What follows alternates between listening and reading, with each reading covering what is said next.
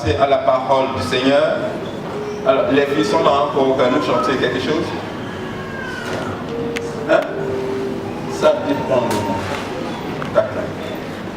Donc je vais vous libérer parce qu'on est en retard.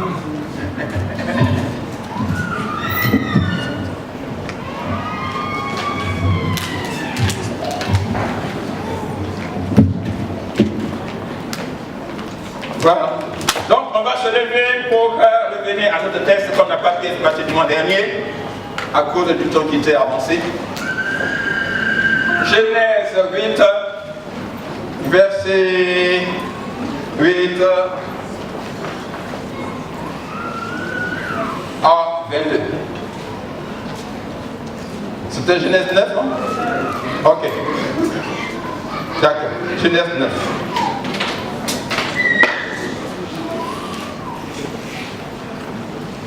Genèse 9, ok.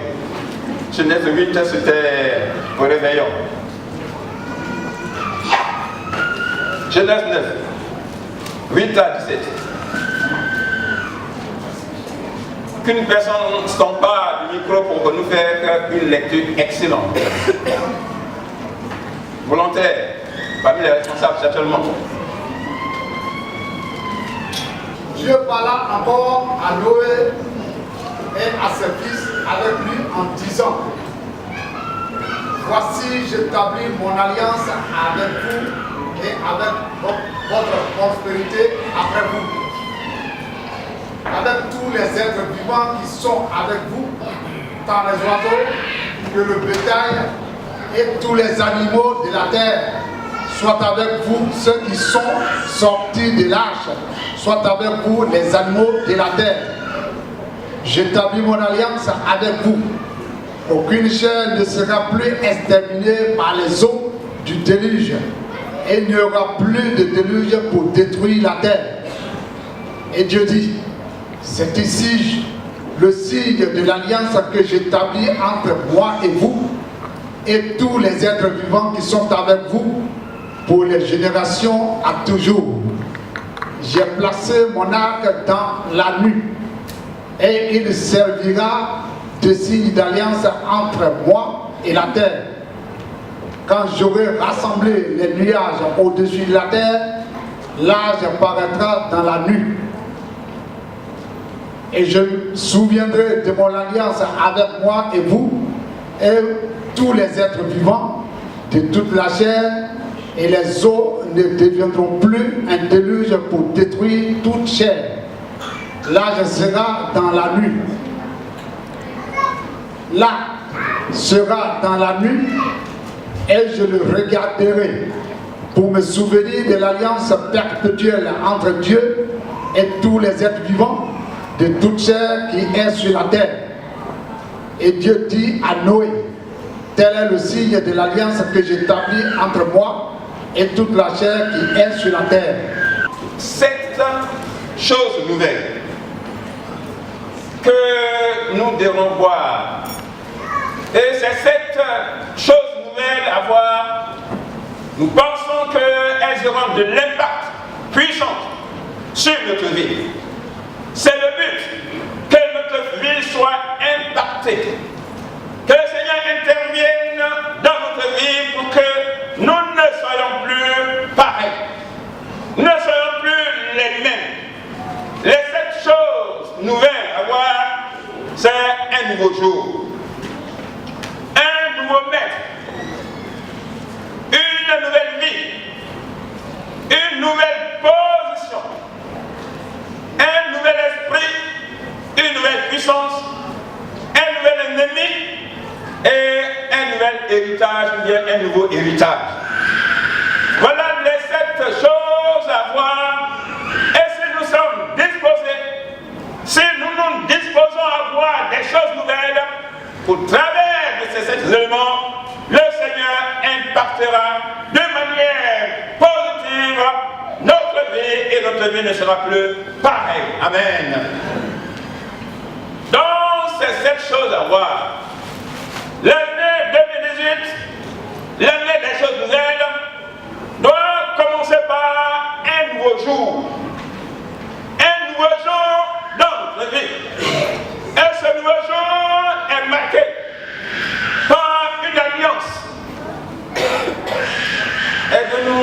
avec l'enfant, pour l'enfant qui pleure. Ouais. Aide-nous les filles d'accueil. Quand un bébé pleure, il faut venir en aide à la maman. Voilà. Donc, un nouveau jour qui est marqué par une alliance, une résurrection et un nouveau départ. C'est cela le nouveau jour. Le nouveau jour qui doit marquer d'une manière positive notre vie. Alors, pour le nouveau jour, nous allons prendre l'exemple sur l'histoire de Noé. Parce que Noé a vécu une histoire incroyable. Et il s'est passé un nouveau jour dans sa vie. Quand la voix de l'Éternel lui a dit, sors de l'arche.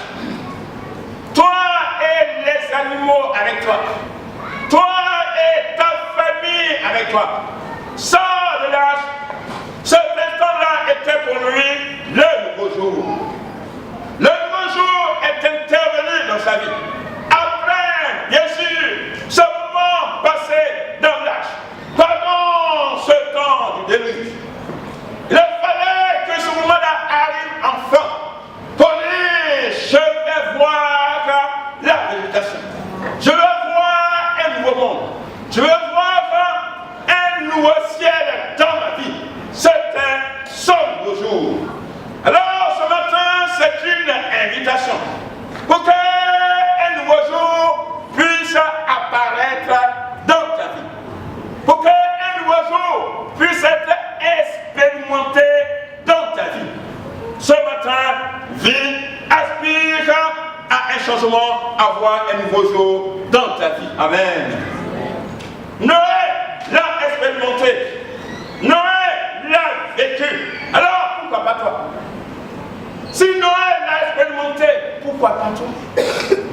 Alors, pourquoi pas nous ce matin?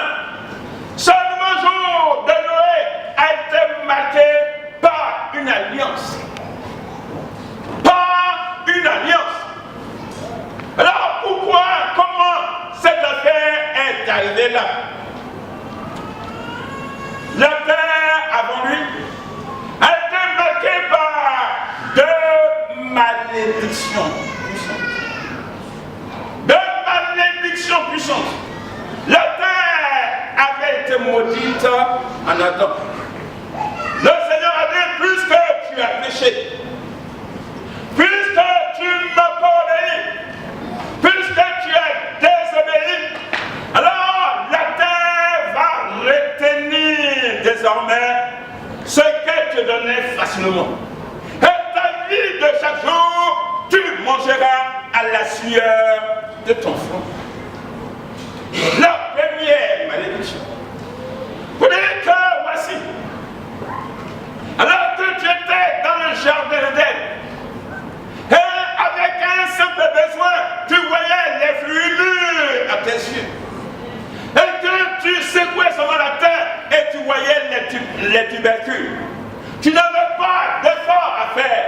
Ce que tu gagnais facilement sans effort, tu vas maintenant le gagner avec des efforts parce que tu as désobéi. Ainsi, la même chose arrive aussi dans notre vie. Des choses qu'on gagnait facilement sans effort. Des choses auxquelles on avait droit sans effort. Des choses qu'on expérimentait sans effort. Il arrive un moment où c'est bloqué. Alors on se demande pourquoi. J'avais la facilité d'avoir quelque chose. Mais pourquoi? Alors le pourquoi, ce n'est pas à Dieu qu'il faut le poser. Le pourquoi, c'est à toi qu'il faut le poser parce que la réponse est en toi. Alléluia. Deuxième malédiction. C'était sur Caïn. La terre était maudite à Caïn. Et elle refusait le fruit du travail à l'homme. Genèse 4, versets 11 à 12. Une deuxième malédiction. Voilà, tu vas travailler à la sueur de ton front. Mais maintenant, cette malédiction, sur Caïn dit, alors même que tu vas travailler à la la terre va même refuser de te donner ses fruits. Alors que tu vas travailler, la terre même va te refuser sa bénédiction. Alors que tu travaillais et facilement tu gagnais pour manger, maintenant tu vas travailler et même la bénédiction va s'éloigner. Cela arrive aussi dans notre vie. Quand on fait des efforts, quand on paye, quand on cherche, quand on transpire, mais la bénédiction. Mais Seigneur, pourquoi je fais ces efforts? Je mets des années à chercher, mais il n'y a rien. Pourquoi? Pourquoi ce matin? Pourquoi ce matin? Il en faut donc un nouveau jour pour que ces efforts qu'on déploie sans rien gagner puissent enfin gagner quelque chose. Pour que ces efforts que nous faisons chaque jour puissent avoir enfin leur récompense. Pour bénir le nom du Seigneur. Alors, c'est là, la réponse est là. Dans ce jour, le Seigneur décide. Alors que ces malédictions étaient là, le but était que l'homme voit la réalité de ces malédictions. Et se tourne vers Dieu pour dire, je suis fatigué. Je cherche sans retrouver. Je travaille sans retrouver. Il faut que je revienne donc à Dieu pour te demander pardon et pour me réconcilier avec toi. Parce que je me rappelle, j'ai conscience que j'ai un créateur. J'ai conscience que j'ai un Dieu auquel j'ai désobéi. Alors, moi, ma démarche, puisque je travaille sans rien gagner, je viens vers toi pour me réconcilier avec toi. Que ce nouveau jour soit un jour de réconciliation avec le Seigneur. Que ce nouveau jour soit le jour de revenir à Dieu. Que ce moment de jour de prière soit l'occasion de revenir à Dieu pour dire, Seigneur, je suis fatigué. Je suis fatigué. Au lieu que l'homme fasse cette démarche, son cœur s'est empilé encore davantage à commettre le mal, à s'éloigner davantage de Dieu. Une révolte est venue dans l'homme. Du coup, Dieu décide de détruire donc toute espèce qui respire et d'épargner une seule personne qui trouve grâce à ses yeux. Parce que cette seule personne est restée dans la droiture, est restée dans la fidélité, est restée dans l'intégrité, est restée dans l'obéissance. Oh bien-aimé, s'il y a une seule personne qui obéisse au Seigneur, qui révèle au Seigneur, qui plaide sa cause devant Dieu, que ce matin, ça soit toi. Que ce matin, ça soit toi. Que pendant ce jour de prière, ça soit toi. Prenez, Seigneur, je suis fatigué, mais voici, je veux un nouveau jour dans ma vie. Et puisque les hommes n'ont pas pu faire cette démarche, alors le Seigneur a détruit et voici une seule personne a trouvé grâce à ses yeux. Et puisque Noé n'a pas été détruit, il a trouvé grâce, alors par reconnaissance à Dieu, il a donc établi un autel d'adoration à Dieu. Vous dites, voici ma reconnaissance. Voici ma reconnaissance de la faveur que j'ai eue à tes yeux. Il faut que je t'adore parce que tu es un Dieu qui est digne d'adoration et de louange.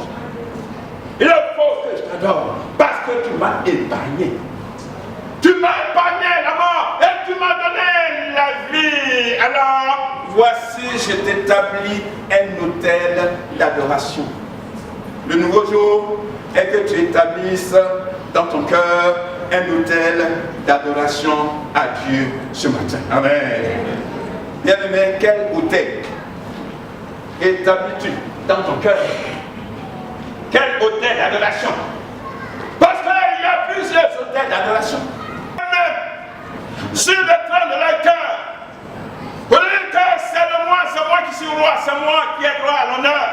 Mais ce matin, renverse le trône de ton cœur, renverse-le renverse-le et instaure le trône dédié à l'Éternel des armées dans ta vie. C'est lui qui est digne d'adoration.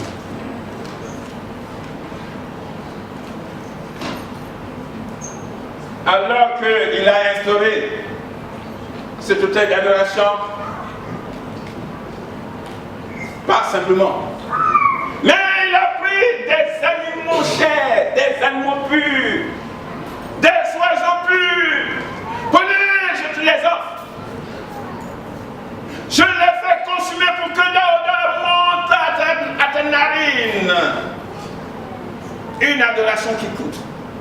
Et alors qu'il a fait cette adoration qui coûte, l'Éternel est descendu. Prenez, voici, je fais une alliance avec toi.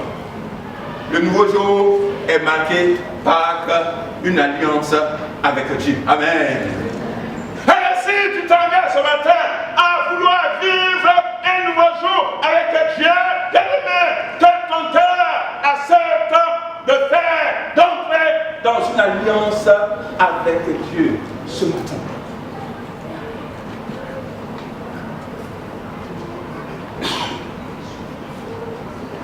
Un jour nouveau pour nous marqué par une alliance. Qu'est-ce qu'une alliance? Qu'est-ce qu'une alliance? Une alliance est un accord entre deux personnes, entre deux parties, où chacune s'engage à respecter les clauses et les conditions. Une alliance permet de régler un problème entre deux personnes, entre deux parties, et offre une nouvelle ou bien de nouvelles opportunités à chacun de réussir. Bien sûr, sur la base de respecter les engagements l'un envers l'autre. Il faut que de nouvelles opportunités puissent s'ouvrir. Alléluia. C'est cela l'importance d'une alliance.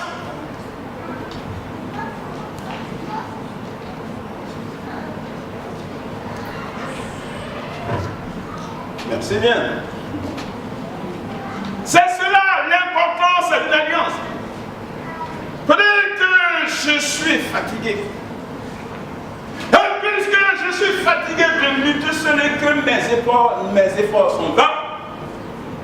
Il me faut entrer dans une alliance. Pour que cette alliance puisse m'offrir de nouvelles opportunités de réussir. Mais une alliance basée sur un engagement réciproque. Sur le respect réciproque des clauses. Ainsi, un mariage est une alliance. Quand on se marie avec quelqu'un, on rentre dans une alliance avec la personne. Et cette alliance dans laquelle on rentre avec la personne règle notre problème de célibat. Vous dites que je suis fatigué de célibat. Je rentre dans une alliance avec une personne pour que ce problème soit résolu. Et m'offre une opportunité d'être heureux. Désormais heureux. Goûter au bonheur. Alors, bien aimé, quand on rentre dans une alliance de mariage, c'est pour goûter à cette opportunité d'être heureux dans sa vie. Amen. Mais alors qu'on s'engage dans cette alliance pour l'opportunité d'être heureux, la condition, c'est qu'on puisse respecter les engagements dans le mariage. Quand on respecte les engagements dans le mariage, tel acceptes-tu d'entrer aujourd'hui dans les lieux sacrés du mariage avec X? Oui. T'engages-tu à l'aimer profondément, à l'aimer toujours, quelles que soient les circonstances, jusqu'à ce que la mort vous sépare? Oui. T'engages-tu à l'aimer, quelles que soient les attirances, les séductions du ciel? T'engages-tu à lui vouer, à lui témoigner la fidélité jusqu'à ce que la mort vous sépare? Oui. T'engages-tu à l'aimer, quels que soient les bons, les moments, les fatigues, les maladies, la pauvreté, la richesse? T'engages-tu à l'aimer? Oui. Alors, si ce oui est respecté en toute occasion, alors on devient heureux dans cette alliance. Amen. Alléluia. On devient heureux dans cette alliance. Si le Seigneur nous veut dans une alliance, c'est que il a des choses merveilleuses prévues pour nous. Ce matin, si le Seigneur t'engage, t'appelle à entrer dans une alliance comme celle de Noé avec toi, c'est qu'il a prévu, il a promis et il s'engage à rendre heureux ta personne humaine. Amen. Jésus-Christ s'est engagé dans une alliance avec nous sur la base de notre fidélité. Jésus-Christ s'est engagé dans une alliance nouvelle. Et dans cette alliance nouvelle de Jésus-Christ avec nous, Jésus-Christ ne nous demande rien. Il s'est sacrifié, il s'est offert en sacrifice. Vous dites que voici le signe de mon alliance avec vous. Voici le signe de mon alliance avec vous. Le sacrifice. Je le sacrifie. En contrepartie, vous devez être fidèle à moi. Et si vous êtes fidèle à ma parole, et si vous me suivez, et si vous pratiquez ma parole, alors vous serez heureux. Alléluia. L'alliance avec le Seigneur Jésus-Christ. Le but, c'est que, bien aimés, nous puissions expérimenter de nouvelles choses, notre vie soit restaurée, nous puissions vivre la santé, la prospérité, le bonheur, ce à quoi notre vie aspire. Chaque jour, nous puissions expérimenter ces choses. Es-tu prêt ce matin à entrer dans l'alliance avec Dieu? La question se pose à chacun de nous.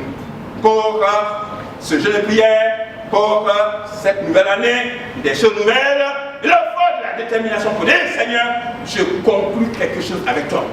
Je veux voir des choses incroyables dans ma vie. Amen. Et cela se réalisera certainement. L'alliance avec Noé est une alliance universelle et perpétuelle. Est une alliance universelle et perpétuelle. Voici, j'établis mon alliance avec vous, avec votre postérité après vous, avec tous les êtres vivants qui sont avec vous, tant les oiseaux que les bétails et tous les animaux de la terre, soit avec les animaux qui sont dans l'arche et les animaux qui ne sont pas dans l'arche. Et cette alliance pour moi, elle est pour votre prospérité, les personnes qui seront non seulement avec vous, mais qui sont après vous de génération en génération. Cela nous amène à dire que ce que nous faisons aujourd'hui avec Dieu a une répercussion éternelle dans notre vie. C'est pourquoi il faut prendre au sérieux les actes que nous posons devant Dieu. Il faut prendre au sérieux nos engagements devant Dieu. Nous prions, nous prions, nous prions. Le Seigneur déverse sa grâce. Mais il y a certaines choses que nous pouvons vivre certainement dans notre temps d'existence. Mais il y a des choses que le Seigneur va réaliser sur nos enfants. Il y a des choses que le Seigneur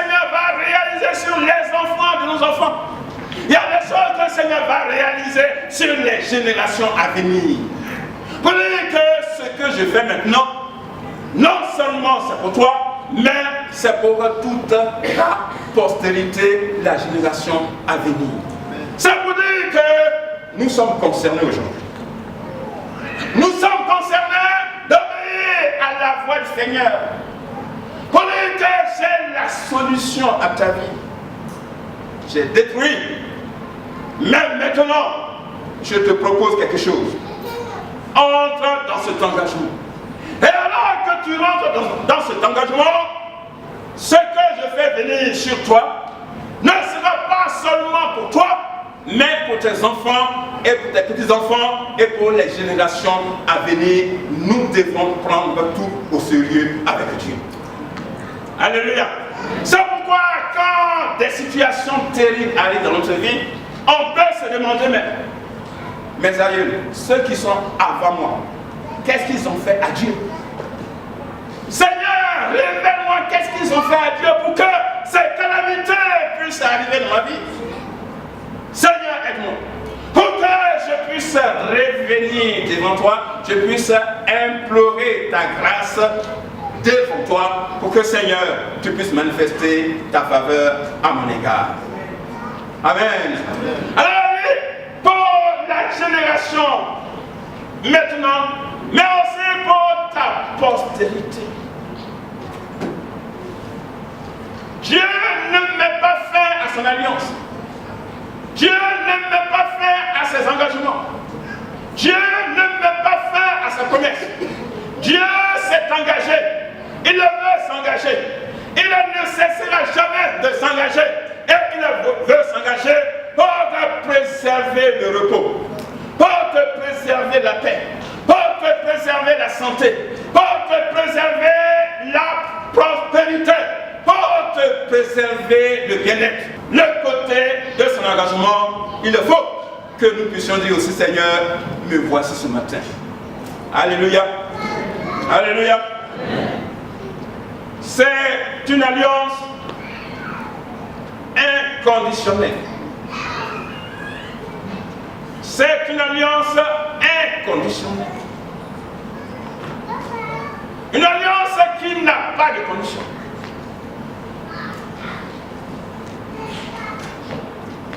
Dans l'alliance que Dieu conclut avec Noé, Dieu ne pose pas de questions à Noé. C'est Dieu qui s'engage seul, par sa grâce. Il s'engage à ne plus envoyer de déluge. Il s'engage à ne plus détruire. Il s'engage à ne plus envoyer de malédiction.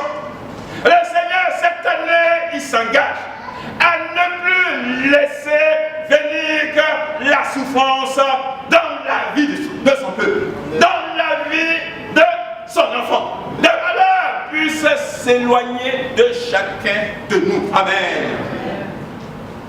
C'est un fait pris au sérieux par Dieu. Parce que Dieu prend au sérieux ses engagements. S'il y a des tempêtes, s'il y a des inondations, s'il y a des typhons, s'il y a des tsunamis qui tuent des personnes, s'il y a des malheurs, ces malheurs sont limités dans le temps et ne pourront jamais déborder parce que Dieu limite la force de ces choses pour que la vie humaine soit préservée.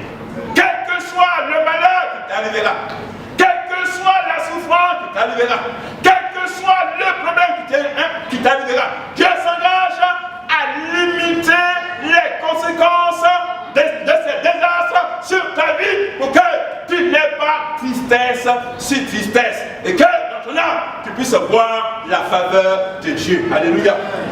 Cela est une évidence.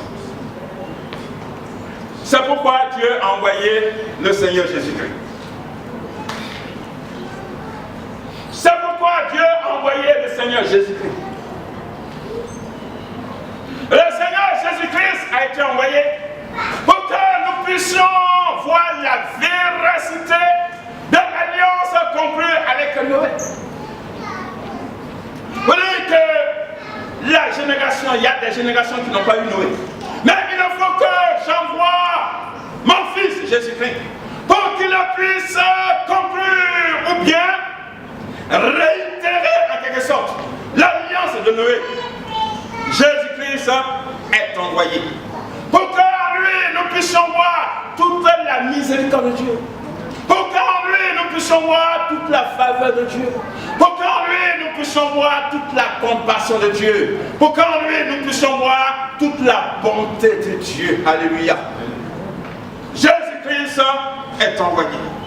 Et si Jésus-Christ est envoyé, ça pourrait dire que si le malheur existe, ne cherchons pas la cause du côté de Dieu.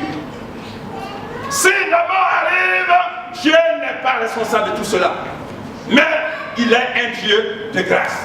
Il est un Dieu de faveur. Il est un Dieu qui agit. Il est un Dieu de déblocage. Il est un Dieu de joie. Il est un Dieu de paix. Il est un Dieu de repos. Et s'il veut intervenir, ce n'est pas pour détruire ta vie, mais pour inonder ta vie de sa présence, pour que tu sois heureux sur cette terre. Alléluia. Jésus-Christ est envoyé.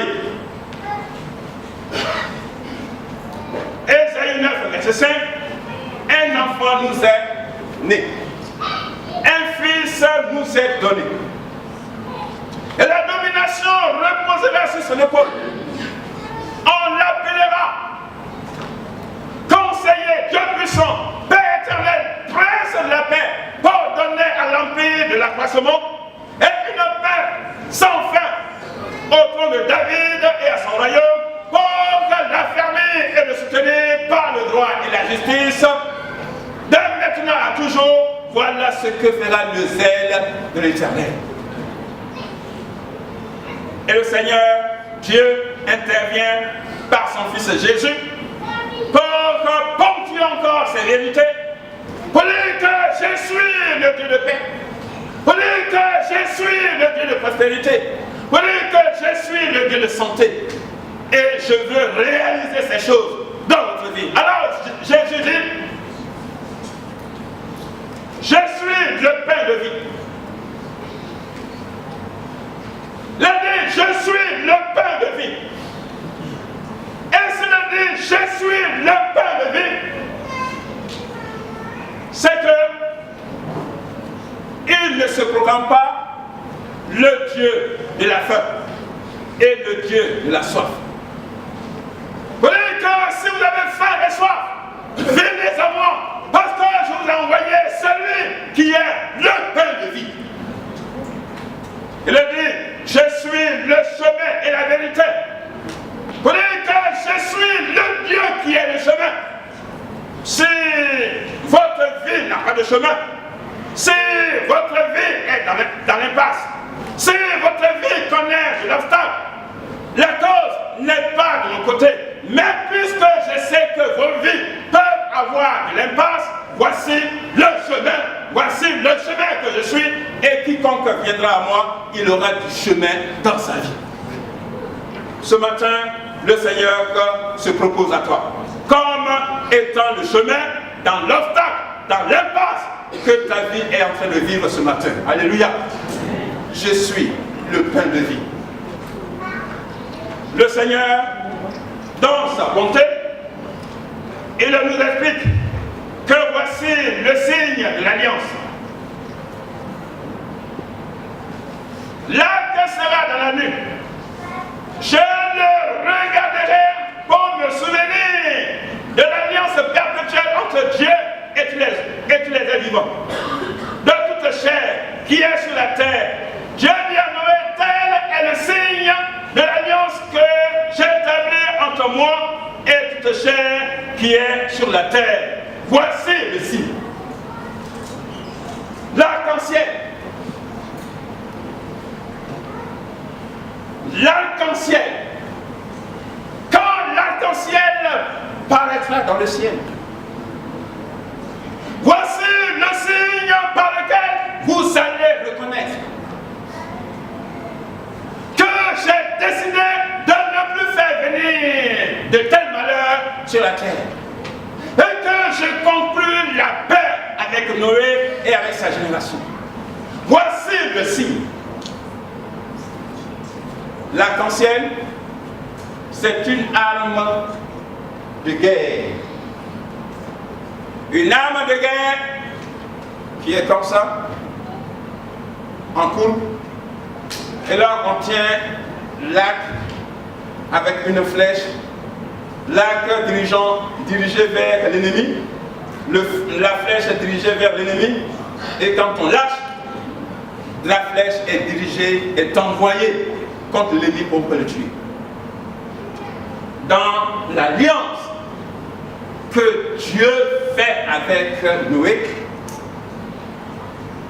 l'arc est appelé l'arc ancien. Vous dites que, voici, au lieu que l'arc se tourne vers la terre, pour que la terre devienne mon ennemi, et que je puisse faire des dégâts sur la terre chaque fois que la terre pêche, l'arc ne se tourne plus vers la terre, mais l'arc va se tourner vers le ciel, vers moi. Ainsi, c'est un signal que désormais je dépose les armes contre la terre et que je ne ferai plus de mal à la terre. Mais mon arc s'est tourné vers le ciel et donc contre moi. Parce que tuer ma création, parce qu'elle a désobéi, c'est me tuer moi-même. Et donc je tourne cet arc vers le ciel, en signe de paix. Et alors je fais rendre cela visible sur la terre. Vous voyez que quand il va y avoir de l'orage et que l'arc-en-ciel va apparaître se dirigeant vers le ciel, c'est un signe que je me souviendrai toujours de cette alliance de ne jamais faire du mal à la terre. Amen. Et donc, quand il pleut et que l'arc apparaît, on doit être serein.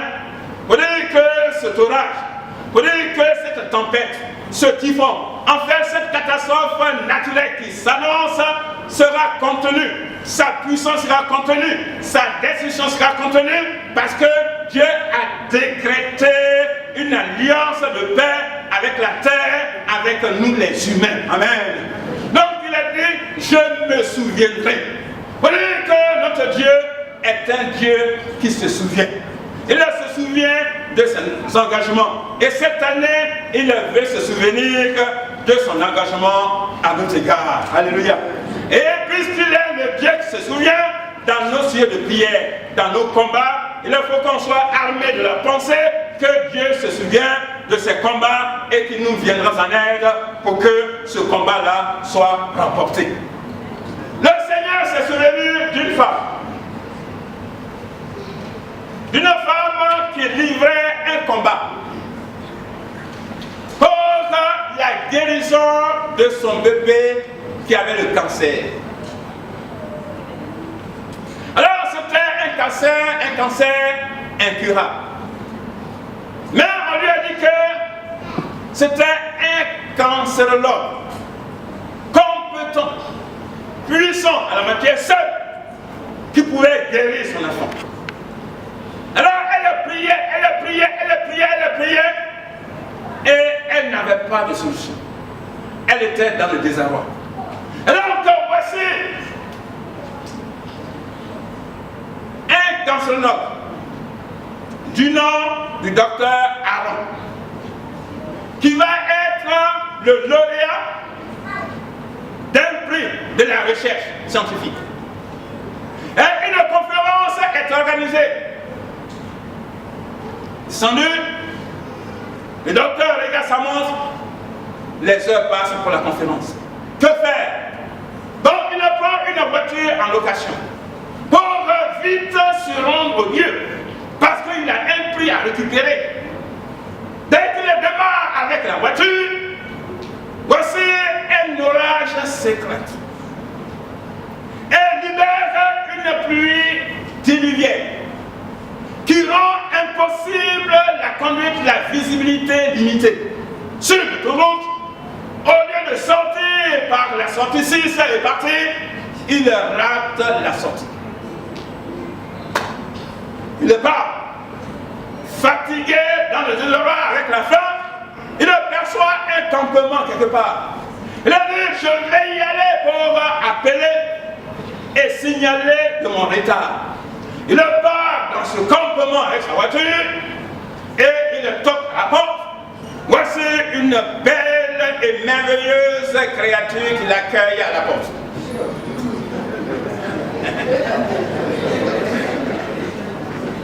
Une belle femme, jeune femme qui l'accueille à la porte. Bon. Et qui demande qu'est-ce qui se passe, monsieur? Il dit ouais, voici ce qui m'arrive, je vais appeler et dire oh, désolé, je n'ai pas de téléphone. Mais entrez. Je vais vous proposer à boire boisson chaude et à manger. C'est ce que le docteur accepte. Et alors, il se fait servir la boisson chaude et à manger.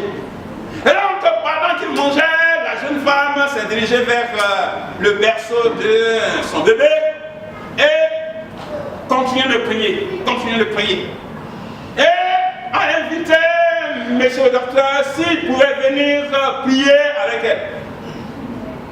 Poliment, le docteur dit non, je ne crois pas en Dieu.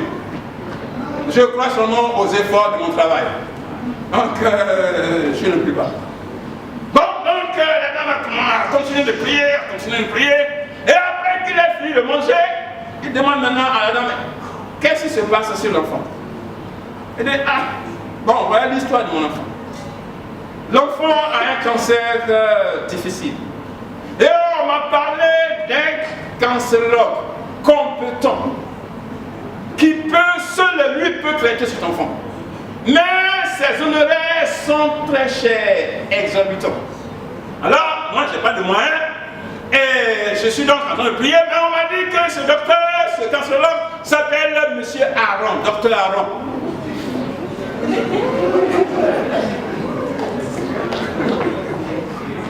Le docteur a commencé à couler les larmes des yeux. Madame, votre Dieu est grand.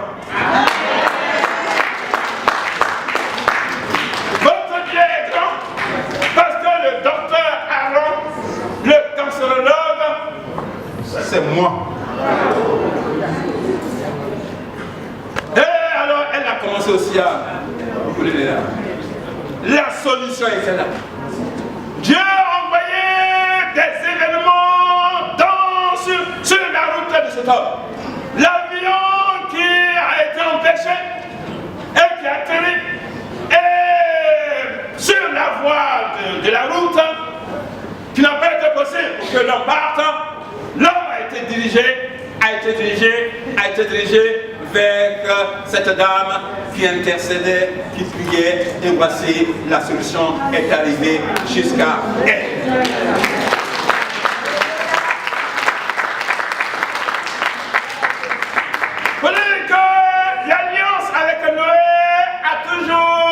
Ses effets puissants, ses effets positifs jusqu'à notre génération. Dieu a décrété, dit, je ne ferai plus de mal, je me souviendrai. Le Seigneur a un jour de souvenir pour ta vie. Cette année 2018 décrétée, des choses nouvelles, le Seigneur veut se souvenir. Pour que les choses nouvelles arrivent enfin dans ta vie, parce que tu as commencé à désespérer, tu as commencé à lutter, tu as commencé et tu es fatigué. Le Seigneur veut décréter ce moment. Seulement, entre dans son alliance avec lui ce matin et tu verras des choses puissantes parce qu'il est un Dieu qui se souvient. Amen. Prions Dieu ce matin.